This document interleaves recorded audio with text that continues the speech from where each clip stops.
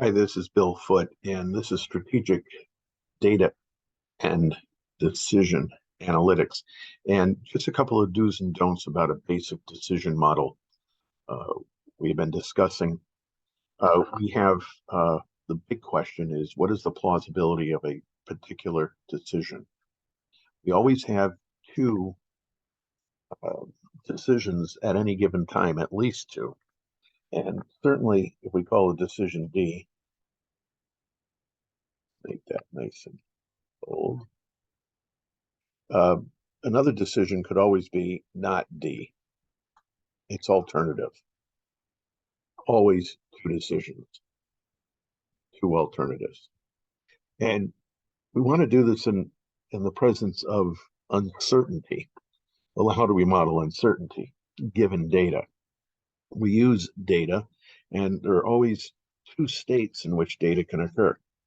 A state and, oh, at least its opposite. Rain or shine, one or zero, accept or reject, which is more like a decision. But the decision is if you're accepted, let's say your credit or uh, a program accepts you or you're hired, acceptance there. Your decision is, should I go with them or not? Should I sign the terms of the credit agreement or not? Should I deposit money and go to the conference or not? It's always that kind of a setup. So this is a primitive decision model. And when you make one decision, given one state, S, good news, not as bad news, uh, what happens? Okay, some do's and don'ts. The question is, what is the plausibility of a decision? Plausibility is being measured in our peculiar way using Jeffries, James, and others as the probability of a decision or its alternative given data. Here we're just going to go with S. Now, if we're going to go with S, probability, and just looking at this framework, is some intersection between S and D. What's going to happen in that box? And that box will be the joint D and S. Joint D and S. So how many ways does S occur in the data? How many ways does the decision get impacted by S in the data? So we're going from S to D. But the peculiar thing that happens here is it's all of S, and that's the do. Do that. It's all of S. Love the AI in this whiteboard. It made a nice square, even though I didn't want it to necessarily. Fascinating. But how did it make its decision to do that? I apparently had allowed the control without realizing it. But here I want to do D given S. Now, the number of ways D occurs at the same time as S is a both and logical relationship. Whenever S is true, is D true? If so, put a hash mark. Otherwise, don't put a hash mark. Count up the number of ways. Okay. And suppose there are 5 ways in which that occurs. And whenever not D occurs, whenever S is true and not D is true, suppose there are 3 ways. And we add up all of the ways and we get 8 ways. All of the ways in which S can occur across the two decisions is 8 ways. Now, remember, our question is, what is the plausibility of a decision given data, given S? in this particular case. So the condition will always be in this situation, okay, the column. We're going to talk about columns and rows also with game theory, which will have much the same structure. Okay. Now we're looking only at D, but S spans both D and not D, 5 and 3.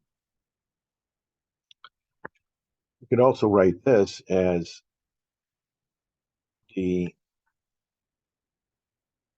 and S,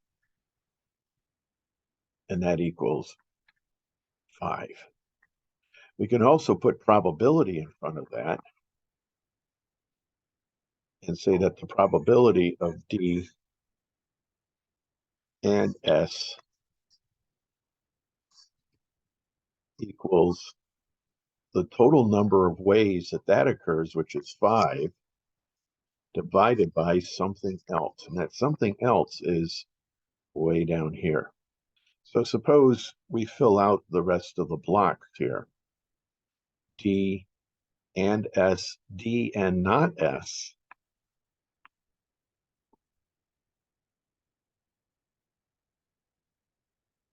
And that equals 2. This is already 3 here, not D and S. Bad tilde there. The tilde stands for not.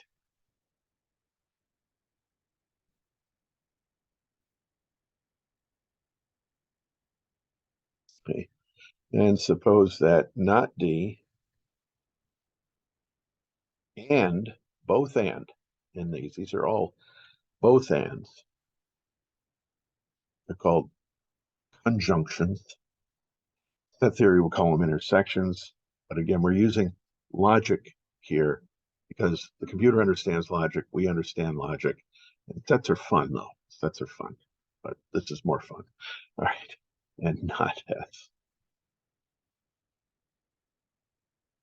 equals 6. So the not S's add up to 8 as well. So I guess it's a 50-50 chance of getting rain or shine or good or bad or whatever it is. The D's add up to 7. The not D's add up to 9. And altogether, if we add all of these up, we get 16. 5 and 2 is 7. 7 and 6 is 9. 16. You go the other way around, 8 and 8 is 16. It all has to be consistent. So the number of ways in which D and S occur is 5, but it's 5 out of 16 total ways. 5/16. Now, we're still looking for this plausibility of D given S. We've structured it such that the leading question is, it's all about D in the presence of all of S. And out of the 8 S's, 5 of those are D. And that's the answer. Out of 8 S's, there are 5 D's. That's simple. That's the do. Do this. Oh, nice. That back. There we go. Do this.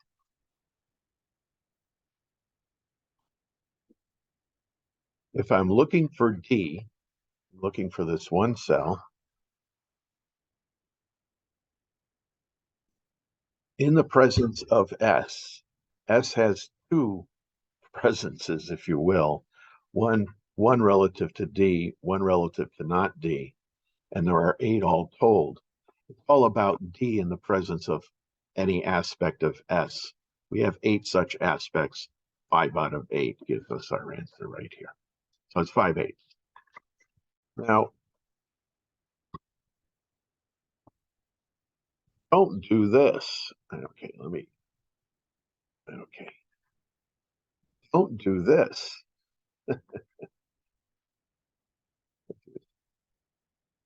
a frequent mistake I make with my dyslexia mind.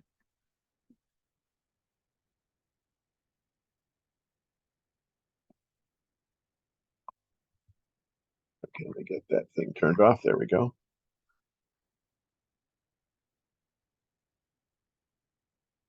And here's S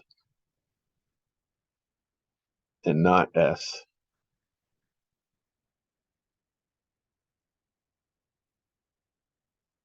There are the boxes.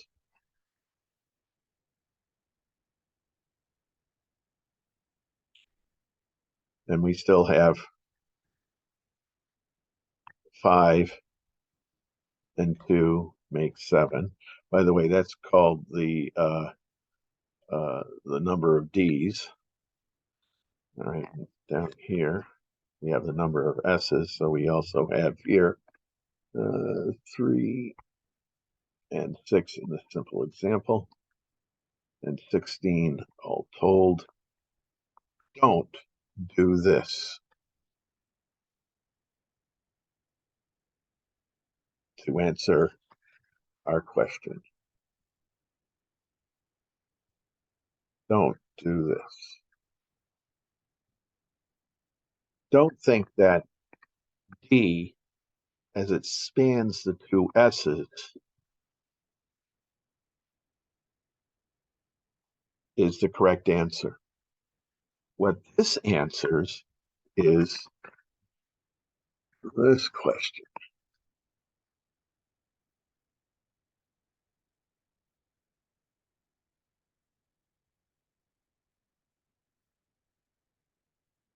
The probability of S given D. Now, it's by analogy, right? The condition across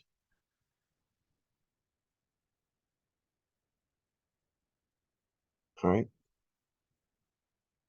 D can occur across S. So if I do it this way, it's 5/7. Use those two numbers.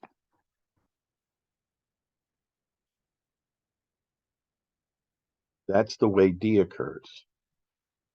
D occurs as a 5 and as a 2. It spans that. And one of you pointed that out in class. Camila, nice work. So do's and don'ts. Don't do this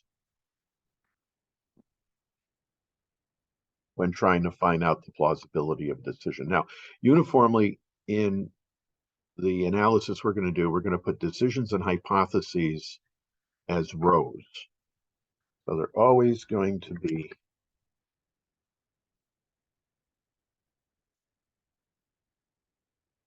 put this over here. They're always going to be here and here. And we're going to put data across the top. We can do this in spreadsheets easily. We can do this in grids in general. There's actually 2 grids here, 2 lists, a list of decisions and a list of data relative to the decisions. And the decisions have outcomes. Here the outcomes are all pretty much equal. Give it a 1. We're going to expand on that and give actual outcomes associated with decisions relative to S or not S, not D relative to S or not S. But when we're looking at plausibility, we're looking at how D participates in S, all of S. And that's all of S. Here it's 5, 3, total of 8 different ways that those D's, all of those D's participate in S. The particular one we're looking at is D. Now, the probability, oh, there we go. The probability of not D given not S is what? Thinking caps now. Okay, let's use the highlighter for this one. What do? We look at all of not S. And then we focus on not D within not S. And we find out that there are 6 not Ds out of 8 not S's, 2/3. So 5/8 is the first one, 2/3 is the second one. And actually, the odds of seeing D in the presence of S relative to not D is 5-3. Different story, different day. So let me leave you with the do's. If we want plausibilities of decisions, we want these relative to either of these two states of the world, and we could have 100 states of the world, as we usually do with real data. We look at each state and look at how D, in this case, participates in all of that S 5 times relative to the total 8 to get our answer. That's the do. The don't use that row. Okay, that's a different story, a different time. That's called likelihood. And I'll leave you with that, and I hope this explains a little bit more what we were discussing in class even yesterday. Take care and have a great weekend. Thanks very much for your kind attention to all this. As my buddy Dante back there would say. Let's go to another circle. Anyways, take care and see you next week.